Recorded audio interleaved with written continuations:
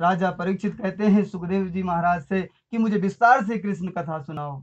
तब सुखदेव जी महाराज कहते हैं,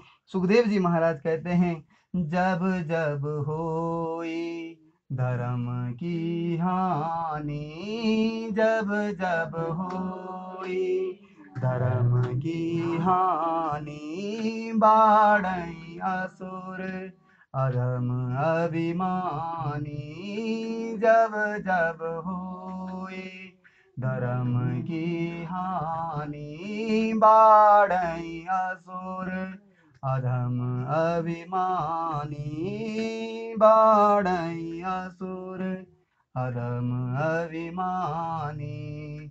तब तब धरी प्रभु विविध शरीरा, तब तब धरी प्रभु विविध शरीरा, हरई कृपा निधि सज्जन पीरा, हरई कृपा निधि सज्जन पीरा, जब जब होए धर्म की हानि, जब जब होए धर्म की हानि, बाढ़ई असुर अधम अभिमानी, बाढ़ई असुर अधम अभिमानी।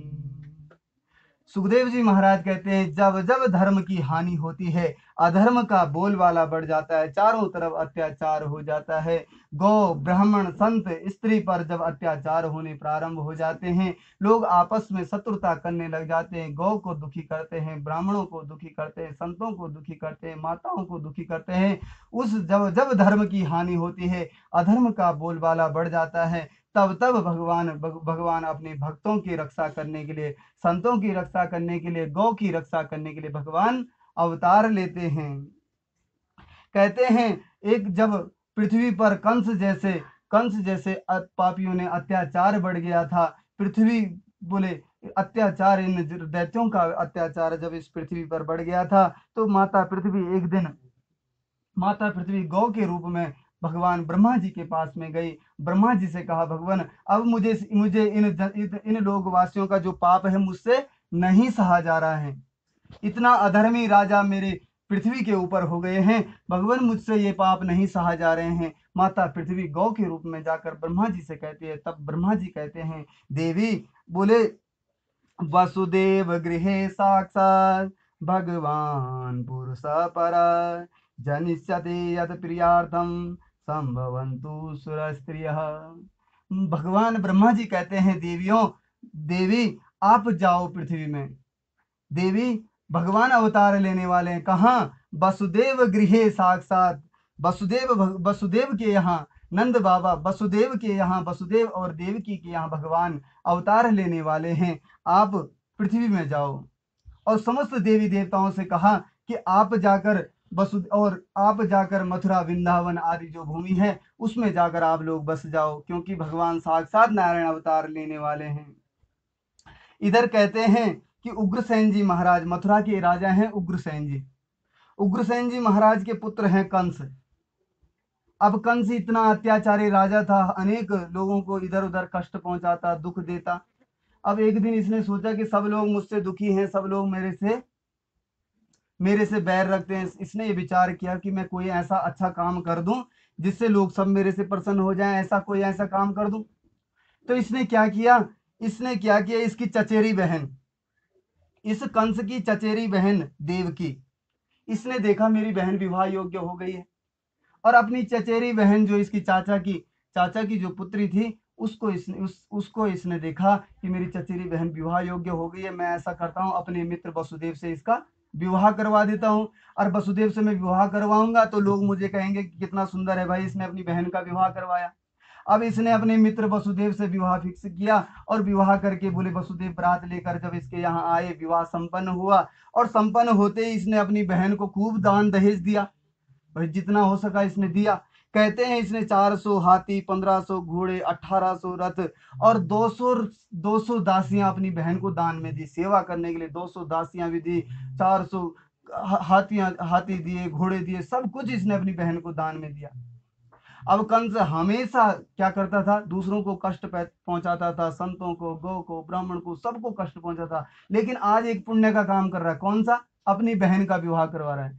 तभी आकाशवाणी होती है, यस अस्या अष्टमो गर्भो हन्यताम बसवे बुधा। ये कंस, जिस बहन को तू आज विदा कर रहा है, इसका 8वां गर्भ तेरा काल होगा। जब बहन को विदा, क्योंकि इसने सोचा मैं स्वयं अपनी बहन का रथ हाँक कर वसुदेव के यहाँ छोड़कर आऊंगा। और आज आकाशवाणी होती है, "ए कंस, जिस बहन देवकी को तू विदा कर रहा है, इसी का 8वां गर्भ तेरा काल होगा।" अब अभी तक तो खूब बहन का आदर कर रहा था। अब जैसे आकाशवाणी से सुना कि इस बहन का 8वां गर्भ काल मेरा काल होगा, माता देवकी के इन्होंने केस पकड़े और केस पकड़ के रथ से नीचे उतार दिया और तलवार निकाली और मारने के लिए उठा। कि बोले जब ये ही नहीं रहेगी तो इसके 8 गर्भ कहाँ से होंगे, कौन सा 8वां गर्भ कब कब होगा, मैं इसी को जीवित नहीं रहने दूंगा। तो बोले जब ये जीवित नहीं रहेगी तो इसके बच्चे कहाँ से होंगे। और उसको मारने, जैसे मारने मारने के लिए उठा, वैसे ही वसुदेव जी ने हाथ पकड़ लिया। हे कंस, तू क्या कर रहा है?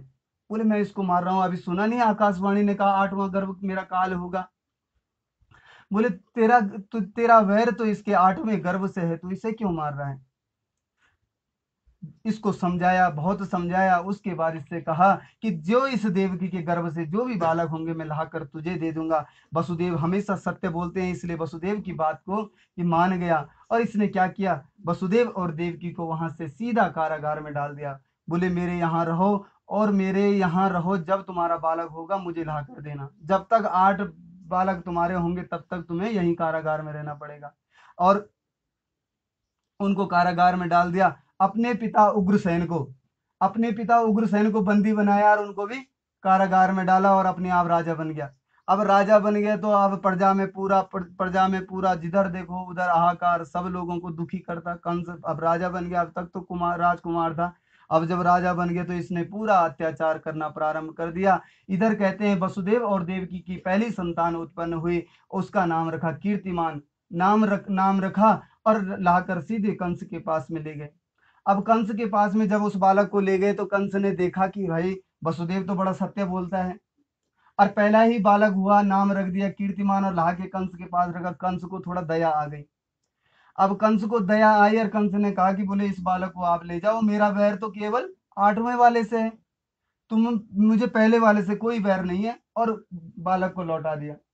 अब जब बालक को लौटाया तो इधर देवताओं ने सोचा कि अब कंस यदि एक पुण्य कोई कर देता है तो उसकी आयु थोड़ा और बढ़ जाती है। अब यदि कंस ने एक पुण्य कर दिया, उस बालक को जीवित छोड़ दिया, अब कंस तो पहले से इसका पाप का घड़ा तो भरा हुआ है। लेकिन अब इसने एक पुण्य कर दिया तो ये 10-20 साल और जीवित रहे, यदि कंस रह गया तो ये तो क्या करेगा, और लोगों को दंड पहुंचाएगा, उत्पात करेगा। उस तो उन्होंने क्या किया, नारद जी महाराज कंस के पास में आए। अब नारद जी महाराज को कंस भी आदर करता है, नारद जी महाराज को कंस ने बंधन किया। अब नारद जी महाराज ने एक फूल उठाया और फूल के 8 पंखुड़ियां थी।